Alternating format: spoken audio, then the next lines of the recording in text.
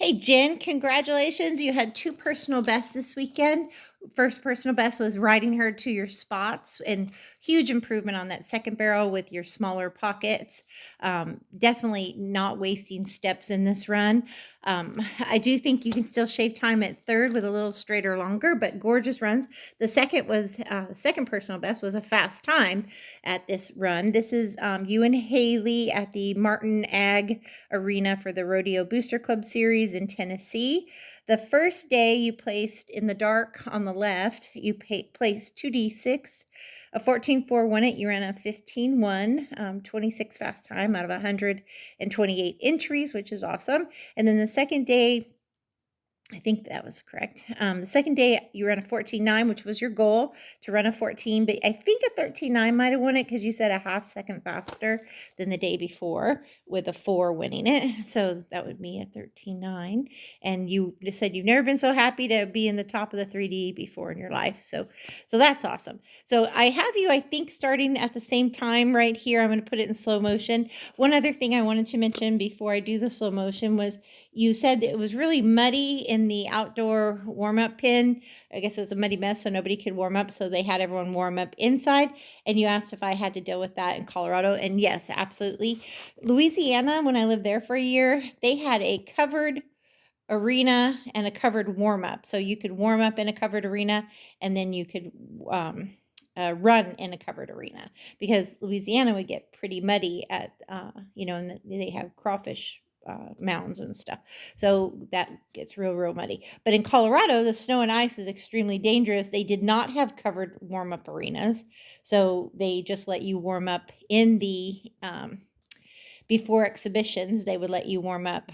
They would let you warm up in the indoor. So the etiquette was to ride on the rail at a walk, and you could ride at a trot slightly inside of that. And then you could lope lefts and right circles all in the same direction. Etiquette, that's what the etiquette was. So they would announce it beforehand, so you didn't have people loping where people were walking, or people loping circles where people were trying to go straight, and things like that. So the etiquette should be, and they may not announce it in Tennessee, but in Colorado they announced it: walking on the rail, trotting the next row in, and then loping left circles and loping right circles. And that's how it would go, because it just wasn't safe to ride outdoors. There would be snow and ice. So that's how we did it. And it was heated indoors too, which was much easier on the horse and the rider than being in the freezing outside.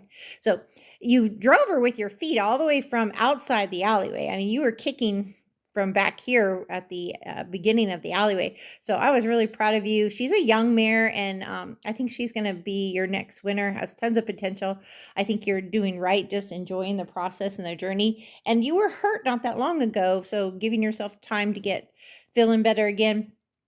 I'm really proud of you, because I thought this would happen. You just needed to heal up a little bit. And get your mojo back. And you both have your mojo here. You ran in really nice. You can see your arc is pretty consistent. You may have got to the first barrel about the same in this situation. You sit where the tracks cross, where the arc is, and your arc is a good 12 feet away from the barrel. And then she rates 1.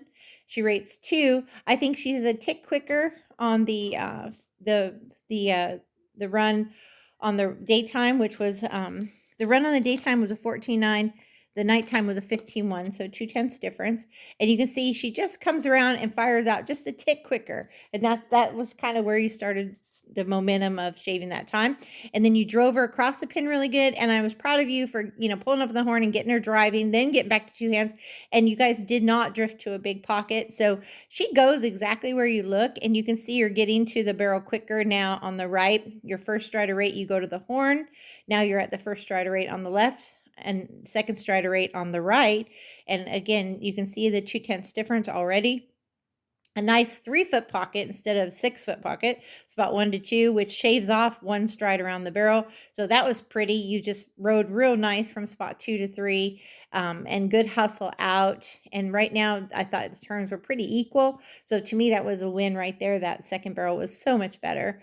And then you drove her. Now this barrel, I feel like you could maybe kick her 1 more stride, or just don't back off quite as early, because I liked how you used your outside leg, but when you go to the horn, watch her rate 1 and then rate 2. She's turning at her shoulder and getting her hip out. So if you could be brave and go one more step, 2 hands, or one more step kick before you go to the horn, that will help you, because here's your first stride. She gets a bit tight on the backside, one stride there. So you kind of have to sit up a tad and then sit down. And then here's your second stride. So it was still beautiful, but I do feel like, she could be just a tick quicker if you get just one more step into that barrel before she turns, when your leg's at the barrel instead of her shoulder. But that's nitpicking, and overall it was a gorgeous run. And you can see the 2/10 difference now for sure, because there's the barrel. I'm trying to zoom out here. There's the barrel, and you're tapping her on the shoulder, driving her with both feet, and you can see you got past the barrel quicker, and then you're at the timer quicker, and then you back off to a closed gate there. So it was awesome. I'm really proud of you, Jen. You met your goals. Your goals for the first night was just better spots, not as big a pocket under that second barrel. And then the second day was a little bit more fire. And you did that. You did just that. You rode more assertive, more confident. And this mare seems honest, like she's going to do what you ask every time. She's super consistent. So I'm really proud of you. Just remember, she's working good with that 12-foot arc and those 3 to 4 foot spot 1 and 2. And that seems to be good for her. The only place I think you could try to get is one step deeper on that third. Other than that, it's awesome. And if you want to take part in February challenges, we're doing straighter longer, which would be good for her on the barrels. And we're doing perfect 10-foot 8s, 3 times left, 3 times right at a walk, and then a sit jog and a lope. So you can do that as well. So congratulations and great job. I will add you to the personal best for February. Well done.